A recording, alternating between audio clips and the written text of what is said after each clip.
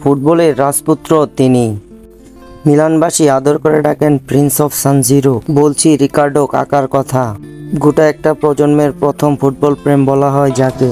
2003 সালে Sao Paulo ছেড়ে রাজপুত্রের মতো দেখতে মাঝারি গড়নের এক ছেলে পাড়ি জমান ইতালির মিলানে। এসি মিলান তখন ইউরোপের জায়ান্ট ক্লাব, একাদশের জায়গা পাওয়া দুষ্কর। কিন্তু কাকার গল্পটা অন্য সবার মতো নয়। ফুটবল মাঠে নামার পর তাকে আর পিছনে ফিরে তাকাতে হয়নি। ইতালির সিরিয়া মাতানোর পর কাকার সবচেয়ে ভয়ঙ্কর রূপটা দেখলো 2007 চ্যাম্পিয়ন লিগে। বলা হয়ে থাকে চ্যাম্পিয়ন লিগের এক টুর্নামেন্টে এক প্লেয়ার এতটা আধিপত্য দেখাতে পারেনি। গ্রুপ পর্বে হ্যাট্রিক করার পর কোয়ার্টারে বিদায় করেছেন বায়ার্নকে। তবে তার ক্যারিয়ারের সেরা ম্যাচ ছিল ম্যান ইউর বিপক্ষে ওল্ড ট্রাফোর্ডে।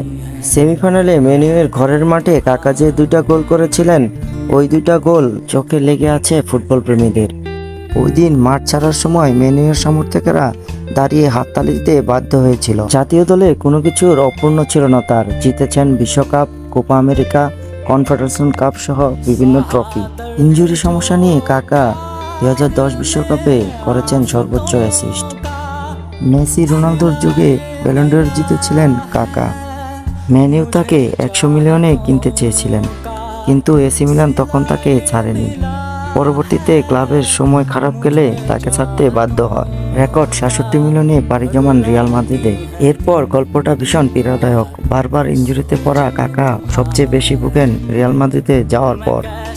তিনি 4 বছরে ম্যাচ খেলেছেন মাত্র 120টি। মাত্র 18 বছর বয়সে সুইমিং পুলে এক দুর্ঘটনায় প্যারালাইসিস হওয়ার কথা ছিল তার। এরপর হয়তো ফুটবল মাঠে তিনি আর নাও ফিরতে পারতেন, কিন্তু ফিরেছেন, আবার আফসোসও রেখেছেন। বারবার ইনজুরিতে না পড়লে ফুটবল প্রেমীরা তার খেলা আরও উপভোগ করতে পারত। আফসোস, হাহাকার যাই থাকুক, ফুটবল প্রেমীদের হৃদয়ে কাকা সবসময় রাজপুত্র হয়ে থাকবেন।